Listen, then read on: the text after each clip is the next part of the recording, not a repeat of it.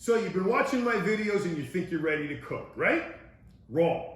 Why? Because you guys got crap like this cluttering up your cabinets and your drawers in your kitchen. You gotta call freaking Gordon Ramsay to figure out what this crap is. You don't need it. I've been finding out through DMs and emails that everybody just wants to know what is the basics that I need in my kitchen to cook health conscious meals. So I'm gonna go through my kitchen. I'm gonna show you what all the utensils are that you're gonna need on this episode of Gaspari Kitchen. I require a cutting tool. Arnold is right, except you need more than one. You need about 3. I have 4 here because these 2 are interchangeable, but I'll go over them one by one. This is a boning knife / paring knife. It's just a small knife. You use it for small things like peeling vegetables, peeling fruit, cutting meat, boning a chicken breast, whatever, that's what that's for. The next is a chef's knife. It's the workhorse of the kitchen. You traditionally see them like this. This is a Porsche design one. It's kind of like my favorite. I use it for just about everything, and it's just kind of like my favorite knife. You're gonna do that. You're gonna find your knives, your utensils that you really like. You're gonna have your favorites. Those are the ones you're gonna use. The final one you need is a slicing knife. This is a slicing knife because it has these indentations on the blade that keep anything you're slicing from sticking to it. Makes things easier when you're carving a turkey, a big ham, a big roast, whatever. The final thing you need to keep all of these things surgically razor sharp is a knife sharpener. Some people like steels and stones. I don't. I like this. It's easy. You turn it on, whip it through a couple times, boom. The knives are sharp. You keep it on your counter, and you always have sharp knives. The worst thing you can have in a kitchen is a dull knife. After the knives, you're going to need a smattering of other utensils that are going to help you in the kitchen. This is certainly not all of them, but these are the ones that I cannot live without. The first is this thing.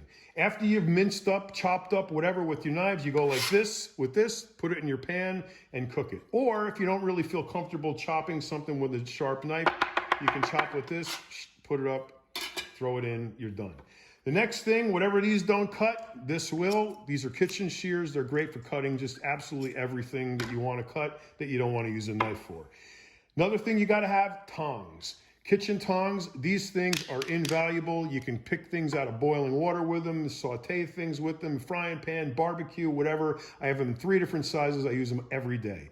The other thing you need is a rubber spatula for sauteing, for cooking anything in a pan, scrambling eggs, whatever, egg whites, I mean. For whatever you need for a nonstick pan, that's the utensil you need to cook with that. And finally, if you're following any kind of healthy lifestyle or a diet, you need a kitchen scale. Absolutely have to have one. Of course, like I said, there's a lot more things that you can use and that you'll accumulate over time, but these are the basics. Next thing you're going to need after the utensils is some cookware, which comes in basically 2 forms, non-stick and stick, and you need them both. If you want to cook egg whites, omelets, whatever that you don't want anything to stick to, you use a non-stick pan. If you want to ever use a pan that we're going to cook something in to deglaze later and make a sauce, you want something to stick to that because that's where you get the flavor from. Either stick or non-stick, the pans have to have the same characteristics, and that is, most importantly, the bottom of your pan needs to be thick metal. See how that raises up here and here? That's a plate of metal. It's thicker on the bottom. That dissipates the heat and keeps the pans from warping on the stove. The problem you're going to have with other pans that you'll see that are just rolled over here, and it's the bottom just continues like this radius right here, those pans will warp, they're cheap, and they're no good. You're going to have to accept the fact that non-stick cookware is disposable. After 6 or 8 months, this is going to look like this. And what you're going to want to do is get a new one. They're $20 at TJ Maxx. You're going to need to buy probably 2 a year. That's the cost of doing business. That's just what you're going to have to do. These last forever. This is about 50 years old. You buy it once. That goes about $100, and you never have to buy one again. After the saute pans, you're going to need a couple of pots to boil water in and cook things like soup and sauce and pasta and rice, etc. A small one and a big one.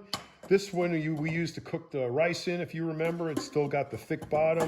It's got a top. Yes, this is a bigger one. This top fits the saute pan, so that makes it nice and convenient. And it also has the same bottom, thick plate bottom like the other pots and pans. That's about all you need. Expect to spend about $250 at TJ Maxx to get all of this stuff that I just showed you.